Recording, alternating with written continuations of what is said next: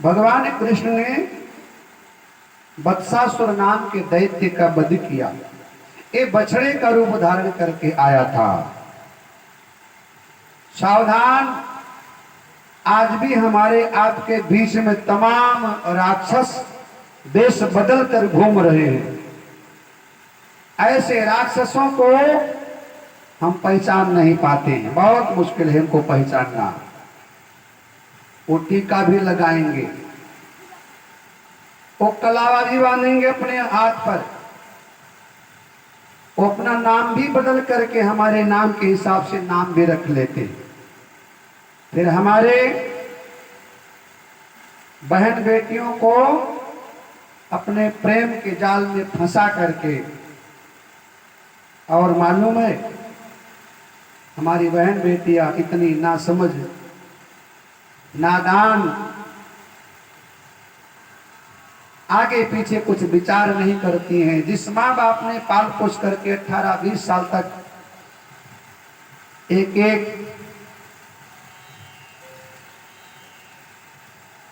पैसा जोड़ करके पढ़ा लिखा करके उनको योग्य बनाया, लायक बनाया, वही हमारी बहन बेटियां 18-20 वर्ष की अवस्था पार करते करते ऐसे भेड़ियों के चंगुल में, जाल में फंस जाया करती हैं जिनको पहचानना बहुत मुश्किल है। इसलिए हम कृष्ण तो नहीं बन सकते। कृष्ण ने पहचान लिया, वत्सासुर बछड़े का रूप धारण करके आए तो भगवान ने पटक करके मार दिया। लेकिन हम आप ऐसे छुपे हुए भेड़ियों को नहीं पहचान पाते हैं। वो हमारे साथ छल करने के लिए, कपट करने के लिए वो नाम भी हमारे अनुसार रख लेते, तो माथे पे टीका भी लगा लेंगे, वो कलावा भी बांधेंगे। मैं व्यासपीठ से अपनी बहनों से, बेटियों से निवेदन करूंगा, बहुत सावधान रहना है, बहुत सावधान। हर कदम को तुम्हें फूंक करके रखना है। ऐसे भेड़ियों के चंगुल में आप फंस जाओगे तो कहीं 32 टुकड़ों में फ्रिज में सड़ी मिलोगी। कृष्ण नहीं है कि पहचान करके वहीं पटक करके गर्दन दबा देंगे। हमें सावधान होना पड़ेगा। आज हमें हर कदम पर खतरा है, हर मोड़ पर खतरा है। इसलिए हम पढ़े लिखे हैं, इतना तो हमारे दिमाग है। हम किसी के संपर्क में तब आए जब उसके हम पूरे कुल खानदान के विषय में जानकारी प्राप्त कर लें। वो कहाँ का रहने वाला है, कैसा है, कौन है। नहीं, कृष्ण नहीं है कि कोई वत्सासुर राक्षस आएगा, बछड़े का रूप धारण करके भगवान उसको पटक करके मार देंगे।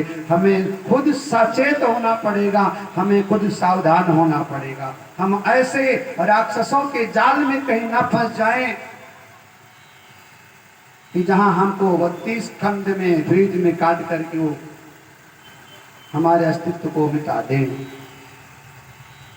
भगवान ने बकुले का रूप धारण करके जब बकासुर आया तो भगवान ने उसका विवध कर दिया।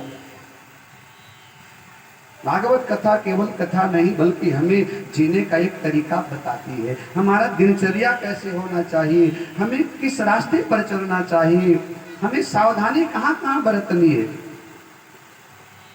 और आज के समय में विश्वास पात्र व्यक्ति आपको कोई कोई मिलेगा। इसलिए जिसको बहुत निकट से आप जानते हैं उसके साथ आप व्यवहार कीजिए, बर्ताव कीजिए।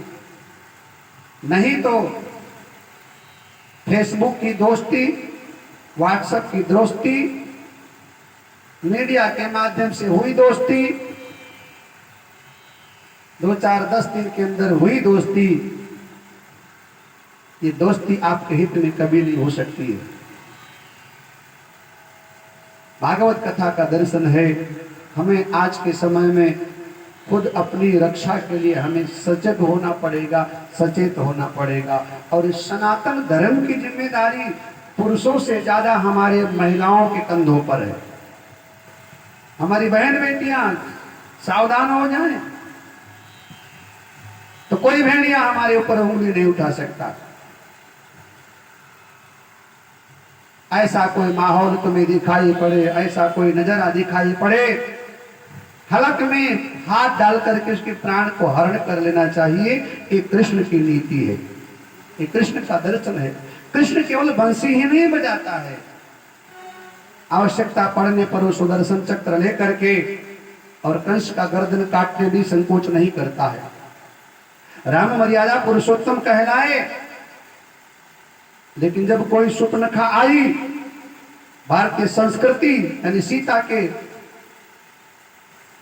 अस्तित्व को मिटाने के लिए, तो मर्यादा पुरुषोत्तम भगवान श्री राम लक्ष्मण से कह दिया ऐसे राक्षसी प्रवृत्ति का विनाश ही निश्चित है और इनका विनाश करना ही पड़ेगा। भगवान ने बकासुर नाम के दैत्य का वध किया, अगासुर नाम के दैत्य का भगवान ने वध किया। बोलिए योगीराज कृष्ण भगवान की।